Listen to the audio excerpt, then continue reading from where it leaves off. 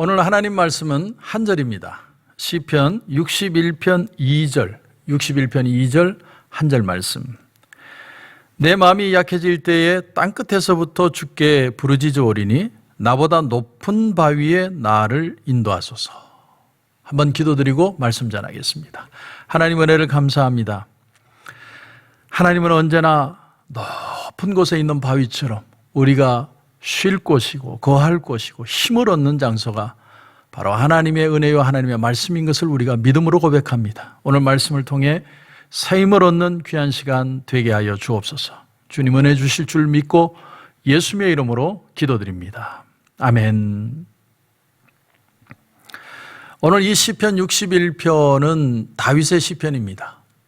그런데 다윗이 힘들게 사울에게 쫓겨다닐 때 적은 시편이 아니라 왕이 되고 평안할 때에 적은 시였을 것이다. 그것을 추정할 수 있는 구절이 6절입니다. 6절에 보면 주께서 왕에게 장수하게 하사 그의 나이가 여러 대에 미치게 하시리이다. 장수라는 말이 나오고 여러 대라는 말이 나오는 걸 보면 이제 먹고 살 만큼 되었다는 겁니다. 그래서 젊었을 때 정신없이 도망 다닐 때에 그런 상황과는 아무 관계가 없는. 그런데 다윗이 지금 하나님 앞에 처절하게 이 시편에 기도의 고백을 하는 이유가 뭘까? 아마도 이 신학 학자들은 연구하면서 그들이 생각하기를 아마 아들 압살롬의 반역으로 인해서 도망 다닐 때 적은 시가 아닐까. 아들의 반역, 믿었던 충신들의 반역, 그런 큰 상처, 아픔을 겪고 난 뒤에 여기서 내 인생이 이제 끝나야 하는가, 그런 절박한 마음으로 적은 시편이 61편일 것이다. 그렇게 추정을 합니다. 자, 오늘 본문 2절에 다시 보시면 내 마음이 약해질 때에 땅끝에서부터 주께 부르짖어오리니 나보다 높은 바위에 나를 인도하소서. 자, 내 마음이 연약해질 때, 약해질 때, 옛날 성경에는 내 마음이 눌릴 때에, 저는 이 표현이 더 좋습니다. 막 우리 마음을 짓누르는 그런 고통, 압박을 느낄 때가 있죠.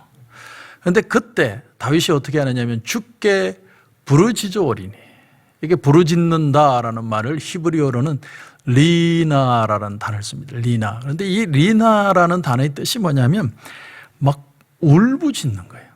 그러니까 비명을 지르는 것 같은 그런 부르짖음이에요. 너무 사람이 힘들면 그냥 아예 그냥 절규해버리잖아요. 그런 모습이 부르짖는다는 표현입니다. 그러니까 아들 압살롬의 반역으로 인해서 벗은발로 도망을 하고 자기 가장 믿었던 충신들에게 배신을 당하면서 너무나 고통스러워서 하나님 앞에 비명을 지르는 겁니다. 이게 부르짖는 거예요. 여러분, 비명을 지르는 기도를 해보신 적이 있습니까? 얼마나 사람이 절박하면 비명까지 지를 수 있을까요? 근데 오늘 2절에 보니까 땅끝에서부터 내가 부르짖는다. 땅끝에서 내가 비명을 지른다. 우리가 여기서 중요한 걸 하나 깨닫습니다. 그게 뭐냐면 우리의 하나님의 살아계심을 기억하며 살아야 된다는 거예요. 여기 땅끝이 어딜까요?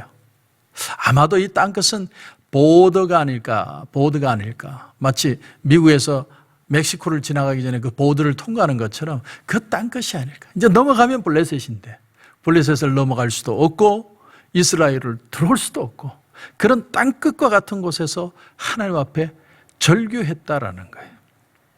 우리는 여기서 뭘 하나 깨닫게 됩니까? 하나님은 거리에 상관없이 장소에 상관없이 오늘 나와 함께 하신다는 거예요. 그걸 다윗을 통해서 저와 여러분에게 보여주고 계시는 겁니다. 그러므로 우리는 어떤 형편이든 어떤 상황이든 하나님 앞에 비명을 지르듯이 절규할 수 있습니다. 하나님은 그 기도를 지금도 들으시기 때문에. 자, 그런데 오늘 2절 하반절에 보니까 뭐라고 부르짖느냐? 나보다 높은 바위에 나를 인도하소서. 높은 바위에 나를 인도해달라. 여러분, 팔레스타인에 가보면요, 얼마나 돌이 많은지 모릅니다. 그래서 전설에 의하면 하나님이 천지 창조를 하실 때 이 천사들이요, 보자기에다가 돌을 싣고 날아다 그만 실수로 그냥 보자기를 놓쳐가지고 팔레스타인에 다 쏟았다는 말이 있습니다. 우스갯소리지만 그럴 정도로 팔레스타인은 돌이 많고요, 또 석회 동굴이 너무너무 많아요. 한번 동굴 속에 숨으면 절대로 못 찾습니다. 그렇게 동굴이 많습니다. 그래서 그런 동굴에 숨어서 하나님을 찬양했던 삼손도 있었고 엘리야도 그랬고 여기 다윗도 그렇습니다. 그래서 이스라엘 백성들에게 바위 그러면 어떤 의미가 있느냐면 동굴과 함께 있는 그 바위는 안전한 곳, 정말 감사할 곳. 그래서 히브리어 단어 중에 또 하나 추루라는 단어가 있는데 하나님이 나를 넓은 바위에 두셨다 할 때 그 바위는요 굉장히 넓고 단단한 바위, 그런 의미로 추루라는 단어를 씁니다. 그러니까 하나님이 나를 도우시는 건 너무나 완벽하고 단단한 도우심이라는 거예요. 바위처럼. 오늘 시인이 그래서 주께 부르짖으오리니 나보다 높은 바위에 나를 인도하소서. 여러분, 높은 곳에 올라가면 풍경이 한눈에 다 들어오죠. 높은 곳에 올라가면 모든 걸 다 볼 수 있습니다. 여기서 아주 중요한 교훈을 깨닫습니다. 현실이 답답하고 힘들고 어려워지면 사람은 자꾸 시야가 좁아져요. 자꾸 좁아져서 자기 눈앞의 것도 제대로 못 봅니다. 그럴 때 우리는 눈을 들을 줄 알아야 돼요. 눈을 들고 하나님의 말씀을 붙들고 눈을 높이 들고 하나님을 향해 기도할 줄 알아야 돼요. 좀 가슴을 펴야 됩니다. 자꾸 위축되면 눈앞의 것밖에 안 보여요. 근데 하나님을 높은 바위에, 다윗은 그렇게 고백합니다. 내가 나를 이길 수 있는 유일한 방법은 높은 곳에 계신 하나님을 바라보는 것이다. 예수님이 제자들을 두고 이제 떠나신다고 자꾸 얘기를 할 때 제자들의 마음에 두려움이 찾아왔습니다. 주님 어디로 가시려고 그러십니까? 주님 왜 우리를 두고 떠나려고 그러십니까? 제자들이 막 걱정을 해요. 여러분, 전염병이 코로나 바이러스만 전염병이 아니고 염려와 불안도 전염병입니다. 그런데 어떤 데 보면 그런 염려와 불안이 더 전염 속도가 빠를 때가 봅니다. 저는 목사로서 여러분의 마음에 정말 걱정해야 될 것과 필요 없는 염려를 하는 것에 대해서는 구분을 지으려고 애를 씁니다. 그게 믿음이라고 생각하기 때문입니다. 그런데 두려워하고 떠는 제자들에게 주님은 이런 말씀을 주십니다. 요한복음 14장 26절에 보면 보혜사 곧 아버지께서 내 이름으로 보내실 성령, 그가 너희에게 모든 것을 가르치고 내가 너희에게 말한 모든 것을 생각나게 하리라. 내가 정말 믿음으로 기도하면 성령이 나를 도우셔서 주님이 내게 주시는 말씀과 위로를 기억나게 해 주실 것이다. 여러분, 기도의 힘이 이래서 중요한 겁니다. 기도를 시작할 때는 절망적이죠. 우리가 포효합니다. 아주 비명을 지릅니다. 그러나 기도하다 보면 하나님이 우리의 마음을 만지시는 걸 느낍니다. 주님이 나를 사랑하는 게 깨달아지고요. 내가 정말 하나님의 은혜 안에 있다는 걸 다시 기억하게 됩니다. 그게 기도의 힘입니다. 그렇게 할 때 하나님의 역사가 일어나게 되는 것입니다. 그러므로 지금 우리에게 가장 시급한 게 뭘까요? 우리가 다시 하나님 앞에 무릎을 꿇는 겁니다. 말씀 앞에 다시 나오는 겁니다. 어느 권사님이 최근에 저에게 와서 이런 간증을 했습니다. 목사님, 우리에게 드라마 바이블을 다운받게 해주셔서 너무 감사하다고. 지금 이런 시기에 드라마 바이블을 들으니까 얼마나 은혜가 되는지 몰라요. 여러분, 내 힘으로 이 어려움을 이겨내기 힘들다면 드라마 바이블이라도 켜놓고 계십시오. 말씀이 한마디라도 들려오기 시작하면 우리의 눈은 고개를 들기 시작합니다. 하나님을 바라보기 시작하는 거예요. 그럴 때 정말 하나님의 역사를 경험하게 되는 것입니다. 부에노스아이레스 교회에 후안 카를로스 오르티즈 목사님이라는 분이 있습니다. 아주 유명한 분이죠. 제자입니까? 라는 책을 지은 분이에요. 굉장히 유명한 분인데, 근데 이분은 목회를 하고 저술 활동을 하면서 굉장히 심한 편두통을 앓았다고 합니다. 편두통. 아주 고통스럽죠.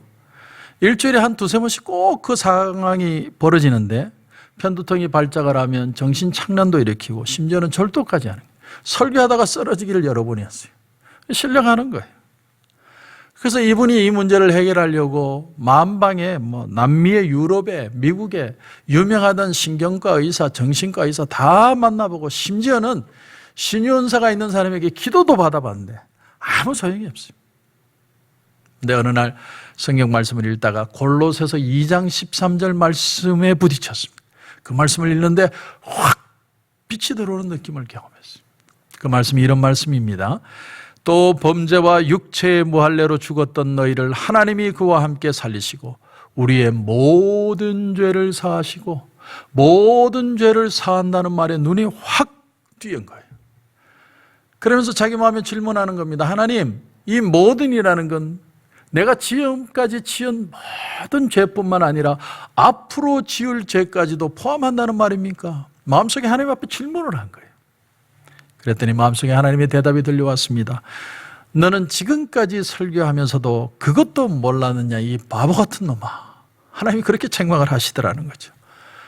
예수 믿으면 모든 죄 용서받고 내가 구하는 것이 하늘나라처럼 느껴진다는 것을 말로는 설교를 했는데 본인은 실제로 믿지 못했다는 거예요. 그때까지 하나님이 주시는 진짜 평안이 뭔지를 경험하지 못한 겁니다. 그래서 오르티즈 목사님은 때때로 자신의 말이나 행동이 마음에 안 들어서 그렇게 많이 고민을 했답니다. 괴로워하고. 왜 나는 이럴까? 내 성격은 이렇게 참 별날까? 나는 왜 이렇게 사람들에게 상처를 줄까? 과거의 죄를 생각하면 치가 떨리고 내 성격을 보면 형편이 없고 현재 허물을 생각하면 나를 용납할 수 없고, 그러니까 자꾸 자기가 싫어지는 거예요. 자기 자신과 그런 싸움을 계속하고 있는 겁니다. 그런데 하나님이 모든 죄를 용서해 주셨다는 말씀 앞에서 그의 마음에 주님의 음성이 들려오기 시작합니다. 너의 문제가 뭔 줄 아니? 너는 지금 내가 용서하고 받아들인 너가 너 자신이 너를 받아들이지 않고 있다. 왜 내가 예수 그리스도를 통해 내 아들을 통해 십자가에 달려 죽게 하고 모든 죄를 용서했는데 너 자신을 용서하지 못하는 너는 도대체 누구냐? 하나님의 강한 질타를 느끼기 시작한 거예요. 그리고 드디어 그는 자기를 용서하는 것이 행위와 상관없다는 걸 깨닫게 됩니다. 내가 잘나서 하나님이 용서하는 게 아니라 하나님의 은혜로 예수 그리스도의 보혈의 십자가를 믿는 자마다 진정한 자유를 주셨다는 걸 그때서야 받아들입니다. 이 진리를 받아들이는 순간 마음에 놀라운 평안이 찾아오기 시작합니다. 그 신비로운 행복감에 흠뻑 젖었습니다. 그리고 이 오르티즈 목사님이 자기를 가리켜서 뭐라고 표현했냐면 나는 그날 나를 꼭 껴안아 주었다. 얼마나 멋있는 표현입니까? 여러분, 한번 여러분 자신을 꼭 껴안아 줘 보십시오. 하나님은 그러기를 기뻐하십니다. 그리고 3주 후에 그 편두통이 다 깨끗하게 사라지고 다시는 그 문제로 고통을 당하지 않았다는 얘기입니다. 여러분, 그렇습니다. 믿음은 바라보는 겁니다. 바라보는 건 세 개로 나눌 수 있어요. 첫째는 바라는 것입니다. 하나님만 바라는 게 믿음이에요. 두 번째는 잠잠한 거예요. 격정적인 분노가 일어날 때 하나님을 기다리는 잠잠함이 필요해요. 세 번째는 뭐냐면 내가 포효하듯이 하나님 앞에 토로하는 기도가 필요해요. 하나님 앞에 정말 하나님만이 나의 힘이라고 고백할 수 있는 그 마음이 흘러나올 때 우리가 믿음을 가졌다라고 표현하는 겁니다. 여러분, 그렇습니다. 예수님을 바라봐야 오해가 없습니다. 예수님을 바라보아야 모든 것이 받아들여집니다. 예수님을 바라보아야 우리는 감사를 회복할 수 있습니다. 오늘 여러분의 마음을 짓누르고 힘들고 고통스럽게 하는 게 뭡니까? 우리 눈을 들어야 돼요. 말씀도 의도적으로 들어야 되고 의도적으로 기도를 해보세요. 비명에 가까운 기도라도 하나님 앞에 하십시오. 그러면 하나님은 여러분의 기도를 응답하시고 진정한 평안을 저와 여러분에게 허락할 것입니다. 그런 은혜가 저와 여러분 가운데 넘치시길 주님의 이름으로 축원합니다. 오늘 기도 제목을 드리겠습니다. 여러분, 믿음은 바라보는 것입니다. 여러분, 혹시 어떤 문제에 집착하고 있지 않습니까? 고개를 들어보십시오. 말씀을 들어보십시오. 하나님 앞에 포효하듯이 한번 기도해 보십시오. 하나님은 여러분의 기도를 들어주십니다. 그런 은혜가 저와 여러분 가운데 있기를 주님의 이름으로 축원합니다. 기도드리겠습니다. 하나님, 은혜를 감사합니다. 다윗이 자기가 평안할 때 아들의 반역으로 멀리 도망을 가서 가장 믿었던 자기 충신들에게 배신을 당했을 때 너무나 마음에 억울하고 고통스러웠지만 하나님 앞에 포효하듯이 비명을 지르듯이 하나님 앞에 기도하다가 높은 바위와 같은 하나님의 은혜를 경험했습니다. 우리 사랑하는 성도들도 오늘 이 새벽에 기도할 때 그런 하나님의 은혜를 경험하게 하시고 그런 능력을 소유하게 하시고 다시 마음에 하나님이 주시는 평안과 위로가 넘치는 시간 되게 하여 주시옵소서. 하나님 은혜 부어주실 줄 믿고 예수님의 이름으로 기도드립니다. 아멘.